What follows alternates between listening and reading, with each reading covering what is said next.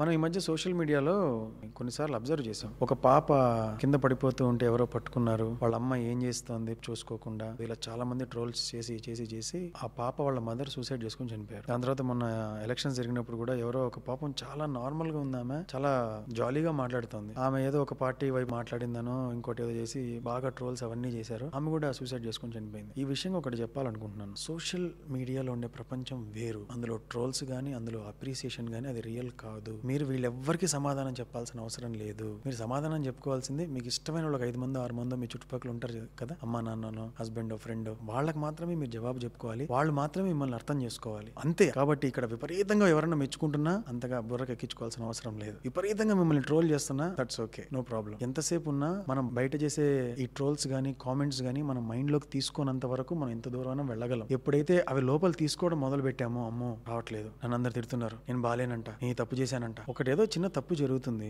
ఆ తప్పు జరిగిన తర్వాత అది ట్రెండ్ అయిందంటే అందరు దాని గురించి మాట్లాడతారు. అదే ట్రెండ్. ఇక్కడ ట్రెండింగ్ టాపిక్స్ మాట్లాడడమే ట్రెండ్. అందరూ మాట్లాడుతున్నప్పుడు మన మీద ప్రెషర్ చాలా పెరిగిపోతుంది. బ్రష్ ఆఫ్ చేయగలిగే ఎబిలిటీస్ ఉండాలి. ప్రపంచం అంతా ట్రోల్ చేసినా సరే ఇక్కడ స్ట్రాంగ్ గా ఉండాలి. అలాగా సోషల్ వరల్డ్ ని రియల్ గా నమ్మి దానిలోనే బతుకుతూ ఉంటే ఇలాంటి సైకిక్ ప్రాబ్లమ్స్ వస్తాయి. So I want you to really understand that the real life is different from the social media life. That's the fact.